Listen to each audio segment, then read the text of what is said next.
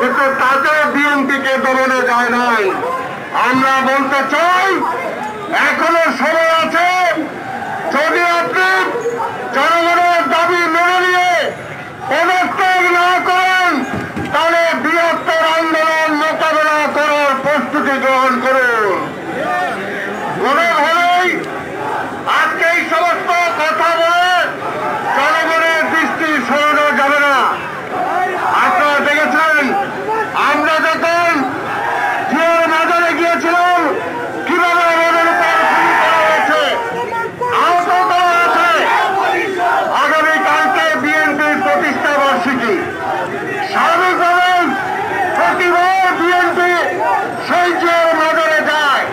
তারা হঠাৎ করে জাতীয় সংসদের অধিবেশন ডেকে দিয়ে 144 ধারা জারি করে দিলেন।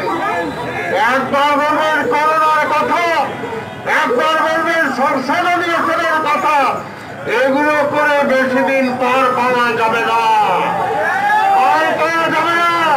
কতবার পিছাবেন, পিছাইতে এমন জায়গায় থাকবেন যখন আর পিছনের জায়গা থাকবে না। তাই আমরা এখনো বলতে চাই, জিয়া রহমানকে বলেন কোথায় যুদ্ধ করছে। জিয়া রহমানের যুদ্ধের ইতিহাস, মুক্তিযুদ্ধের ইতিহাস দেখেন কোথায় যুদ্ধ করছে, কোথায় করে নাই। আপনারা কোথায় যুদ্ধ করছেন সেই প্রশ্ন আজকে আমরা জানতে চাই। জিয়া রহমানের মুক্তিযুদ্ধের ইতিহাস জানতে চান, রৌমারিতে যান। জিয়া রহমানের ইতিহাস জানতে চান, সিলেটে যান। জিয়া রহমানের ইতিহাসে জানতে চান, চট্টগ্রামে যান। জিয়া রহমানের যুদ্ধের ইতিহাস জানতে চান, পাওয়ারপুরে যান। এই সমস্ত জায়গায় যুদ্ধ করেছে। তারপরে বলি আপনাদেরকে কেন জানাবো? আপনাদেরকে জানানোর তো আমাদের দরকার নাই, আপনাদের জানানোর দরকার নাই। আপনারা কি অথরিটি দিয়ে বসছেন নাকি মুক্তিযুদ্ধ কে করেছে কে করে নাই? আজকে মোদ্দা কথা হলো জিয়ারকে তারা ভয় পায়, এখন জিয়ারের কবরকেও তারা ভয় পায়। জিয়ারের কবর দেখলে তাদের কবর চিনচিন করে উঠে, সেই কারণে সেটাও সহ্য করতে পারেন না। জীবিত জিয়ারকে তো সহ্য করতে পারেন না, এখন মৃত সেই জিয়াকে আপনারা সহ্য করতে পারেন না।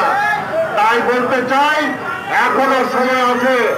আমরা দেশে আপনারা বিশৃঙ্খলার পথে ঠেলে দিতে চান, আমরা বিশৃঙ্খলা চাই না। আমরা চাই গণতান্ত্রিক ভাবে সরকারের পরিবর্তন হবে, জনগণের ভোটের সরকারের পরিবর্তন হবে। আমরা ওটাই চাই। এর জন্যই আগামীতে আমরা একটা নির্বাচন চাই। ওই নির্বাচন কোনোভাবেই শেখ হাসিনার অধীনে সেই নির্বাচন হবে না, হবে না। সেই নির্বাচন অবশ্যই নিরপেক্ষ সরকারের অধীনে নির্বাচন হতে হবে। তাই সহমত বন্ধুগণ, আমি বক্তব্য দীর্ঘায়িত করব না। আজকে করোনা মোকাবেলা করতে পারেন নাই, ডেঙ্গু মোকাবেলা করতে পারছেন না, মানুষের সমস্যার সমাধান করতে পারছেন না, উন্নয়নের দোয়াই দিয়ে হাজার হাজার কোটি টাকা আজকে পাচার করছেন। এই দৃষ্টি অন্যদিকে সরিয়ে দেওয়ার জন্য সারাক্ষণ খালি স্বপ্ন দেখেন শহীদ জিয়া, খালেদা জিয়া, তারেক জিয়া। আজকে এই সরকারকে খালেদা জিয়া, তারেক জিয়া এই রোগে পাইছে, এই রোগে পাইছে। তাই আমরা বলতে চাই এই রোগের উত্তর একটাই মাত্র পথ। আমরা চাই নিরপেক্ষ নির্বাচন। আমরা দেশে কোনো বিশৃঙ্খলা চাই না। আপনি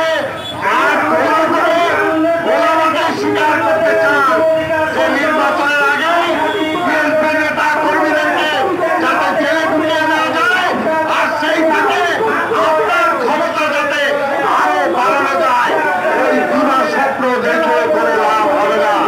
আজকে বিএনপি সহ সকল রাজনৈতিক দল আজকে ঐক্যবদ্ধ এই সরকারের বিরুদ্ধে। ইনশাআল্লাহ আগামী কিছুদিনের মধ্যে রাজপথ প্রকম্পিত হবে। সেই রাজপথের আন্দোলনের মধ্য দিয়ে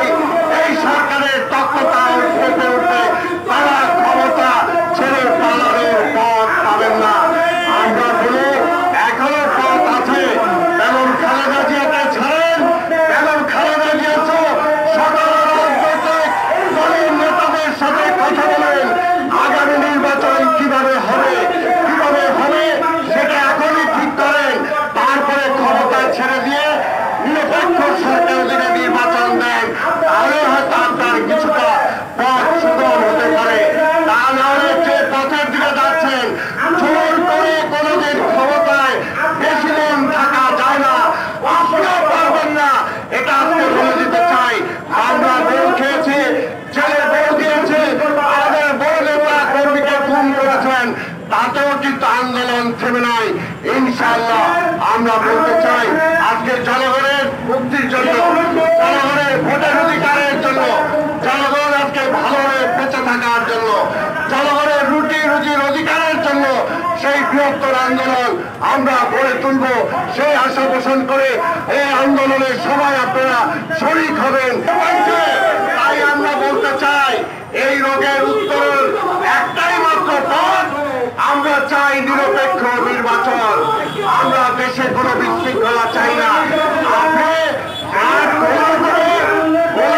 স্বীকার করতে চান যে নির্বাচনের আগে বিএনপি নেতা কর্মীদেরকে যাতে জেলে ঢুকিয়ে দেওয়া যায়, আর সেই থেকে আপনার ক্ষমতা যাতে আরো বাড়ানো যায়, ওই বিনা স্বপ্ন দেখে করে লাভ হবে না। আজকে বিএনপি সহ সকল রাজনৈতিক দল আজকে ঐক্যবদ্ধ এই সরকারের বিরুদ্ধে। ইনশাআল্লাহ আগামী কিছুদিনের মধ্যে রাজপথ প্রকম্পিত হবে। সেই রাজপথের আন্দোলনের মধ্য দিয়ে এই সরকারের তৎপরতা উঠতে উঠতে তারা ক্ষমতা ছেড়ে পালানোর পথ পাবেন না। আমরা বলি এখনো পথ আছে। যেমন খালেদা জিয়াকে ছাড়েন, যেমন খালেদা জিয়া সকল রাজনৈতিক দলের নেতাদের সাথে কথা বলেন। আগামী নির্বাচন কিভাবে হবে সেটা এখনই ঠিক করেন। তারপরে ক্ষমতা ছেড়ে দিয়ে নিরপেক্ষ সরকার যদি নির্বাচন দেন, তাহলে হয়তো আপনার কিছুটা পথ সুগম হতে পারে। তা নাহলে যে পথের দিকে যাচ্ছেন, জোর করে কোনোদিন ক্ষমতায় বেশি দিন থাকা যায় না, আপনিও পারবেন না। এটা আজকে বলে দিতে চাই। আমরা বউ খেয়েছি, ছেলে বউ দিয়েছে, আমাদের বড় নেতা কর্মীকে খুন করেছেন, তাতেও কিন্তু আন্দোলন থেমে নাই। ইনশাআল্লাহ আমরা বলতে চাই, আজকে জনগণের মুক্তির জন্য, জনগণের ভোটের অধিকারের জন্য, জনগণ আজকে ভালোভাবে বেঁচে থাকার জন্য, জনগণের রুটি রুজির অধিকারের জন্য সেই বৃহত্তর আন্দোলন আমরা গড়ে তুলব। সেই আশা পোষণ করে এই আন্দোলনে সবাই আপনারা শরীক হবেন, এই আশা রেখে আমি আমার বক্তব্য শেষ করছি। খোদা হাফেজ। বাংলাদেশ জিন্দাবাদ, বিএনপি জিন্দাবাদ, দেশনেত্রী বেগম খালেদা জিয়া জিন্দাবাদ, আমাদের নেতা তারেক রহমান জিন্দাবাদ, স্বাধীনতার ঘোষক শহীদ রাষ্ট্রপতি জিয়াউর রহমান অমর হোক, অমর হোক। আজকের এই মানববন্ধন আজকের মতো শেষ করলাম।